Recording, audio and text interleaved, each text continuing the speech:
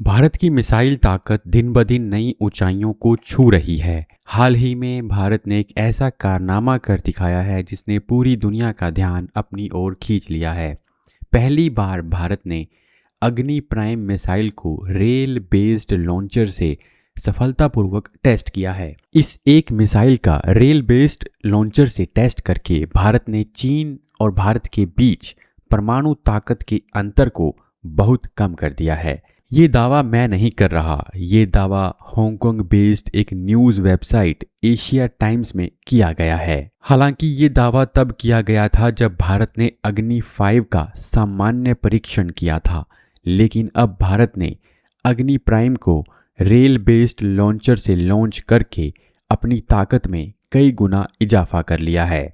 अग्नि 5 के परीक्षण के बाद से ही विश्लेषक ये मानने लगे थे कि ये तकनीक भविष्य में पनडुब्बी से दागी जाने वाली क्षमताओं के लिए तैयार है, और उसके बाद भारत ने रेल बेस्ड सिस्टम से अग्नि प्राइम लॉन्च करके इस दावे को मजबूती दे दी है कि भविष्य में पनडुब्बी से भी इसे दागा जा सकता है।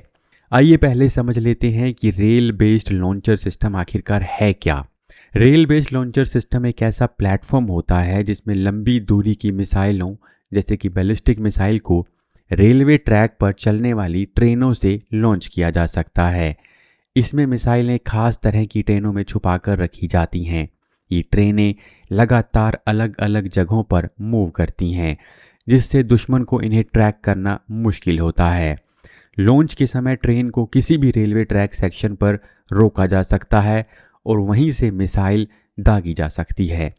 ये मोबाइल सिस्टम होने की वजह से ज़मीन बेस्ड फिक्स्ड लॉन्च पैड की तुलना में ज़्यादा सुरक्षित और लचीला माना जाता है। रूस और चीन पहले से ऐसे रेल बेस्ड मिसाइल सिस्टम विकसित कर चुके हैं और अब भारत ने भी ये क्षमता हासिल कर ली है। ये प्रणाली भारत की नो फर्स्ट यूज़ परमाणु नीति को मजबूत करती है, यानी यदि दुश्मन पहले हमला करता है तो भारत के फिक्स्ड लॉन्च पैड को नष्ट कर सकता है। तब ये चलती फिरती ट्रेनें बची रहेंगी, जिससे भारत जवाबी हमला कर सकता है। इस तरह से ये तकनीक दुश्मन को पहले हमला करने से रोकेगी। अग्नि प्राइम, जिसे अगली पीढ़ी की बैलिस्टिक मिसाइल कहा जाता है, 2000 किलोमीटर तक के टारगेट को ध्वस्त कर सकती है।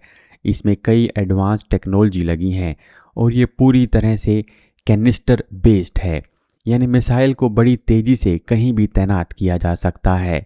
अगस्त 2025 में ओडिशा के चांदीपुर से अग्नि 5 का मिसाइल टेस्ट किया गया था, लेकिन इस बार रेल लॉन्चर से किया गया परीक्षण इसे दुनिया में फर्स्ट ऑफ इट्स काइंड बना देता है।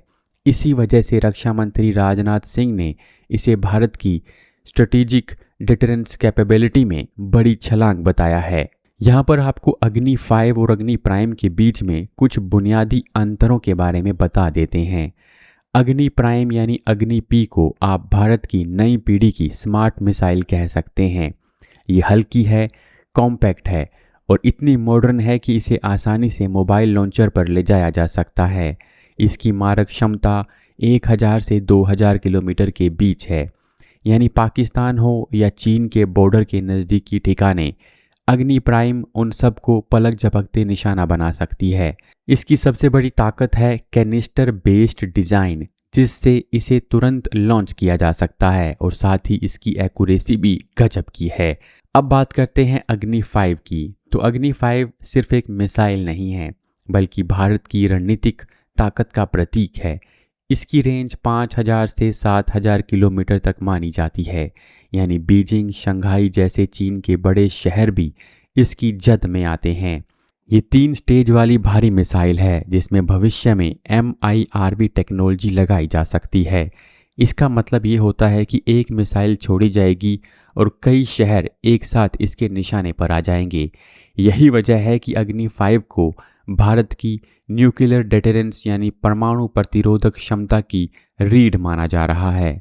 DRDO अग्नि 5 के अपग्रेडेड वर्जन पर भी काम कर रहा है, जिससे इसकी क्षमता को 7500 किलोमीटर तक बढ़ाया जा सकता है।